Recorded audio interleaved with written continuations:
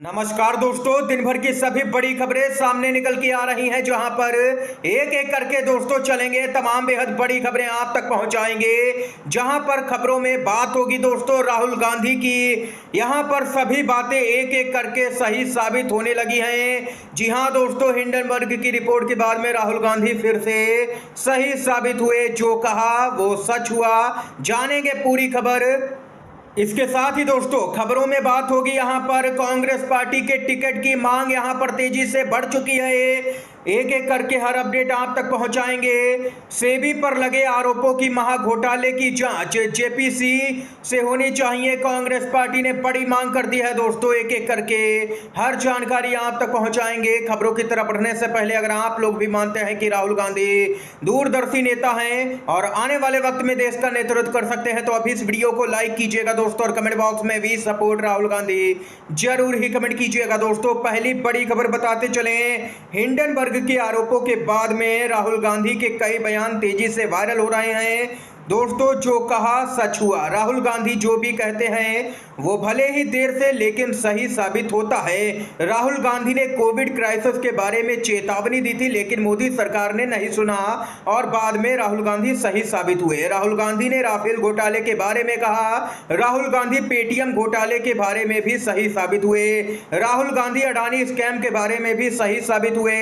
और यहां पर नोटबंदी के जो यहां पर हुई उसके लेकर के जो राहुल गांधी ने बयान दिया था उसमें भी सही साबित हुए। इलेक्टोरल बॉन्ड के मामले में राहुल गांधी सही साबित हुए।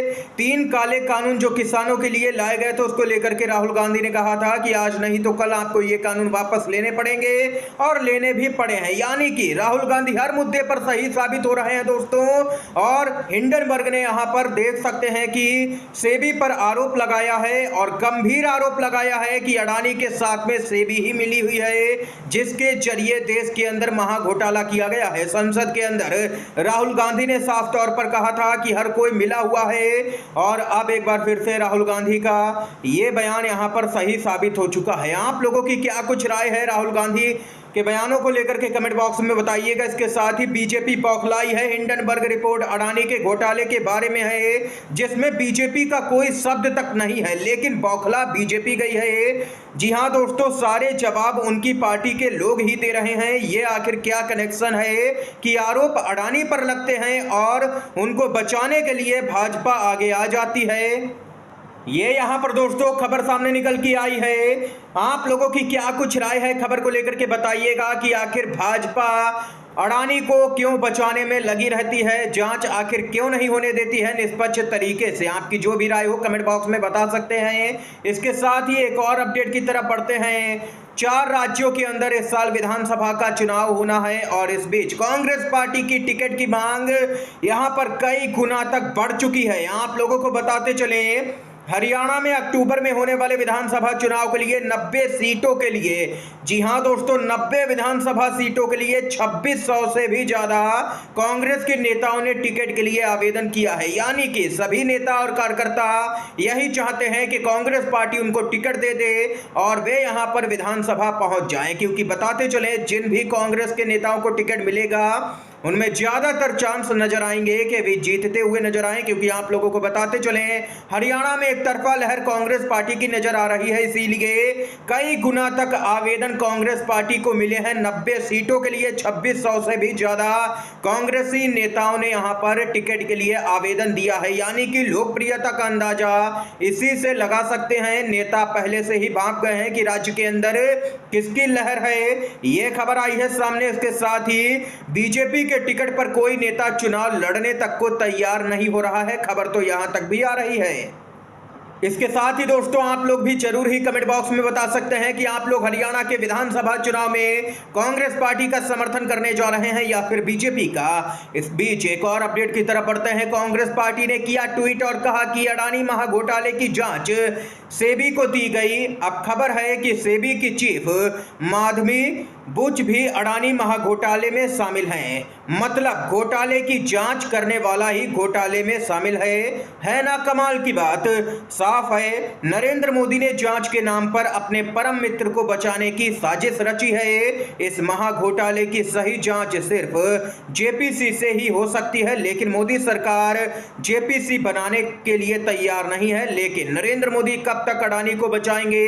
एक ना एक दिन तो पकड़े ही जाएंगे। कांग्रेस पार्टी ने यह बात यहां पर साफ तौर पर कह दी है और इशारों में संकेत भी दे दिया है कि इंडिया गठबंधन की सरकार आते ही तगड़ी कार्रवाई अडानी पर देखने को मिलेगी। और इतना ही नहीं, जेपीसी से अगर जांच हो जाए तो दूध का दूध और पानी का पानी हो जाएगा। अडानी की सारी पोलें खुल जाएंगी। अगर जेपीसी गठित होती है तो यहां पर अडानी ग्रुप की मुश्किलें चौतरफा बढ़ती हुई नजर आ सकती हैं। दोस्तों, ये यहां पर खबर सामने निकल के आई है।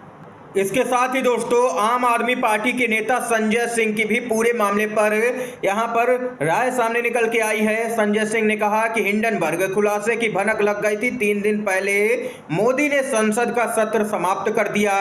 मोदी सरकार सिर से पांव तक भ्रष्टाचार में डूबी है। आम आदमी पार्टी के सांसद संजय सिंह ने आगे कहा कि अपने दोस्त अडानी को बचाने के लिए मोदी जी ने उसी से भी अध्यक्ष से जांच कराई जिसने अडानी के साथ मिलकर के घोटाला किया है। सुप्रीम कोर्ट अपने फैसले पर पुनर्विचार करे।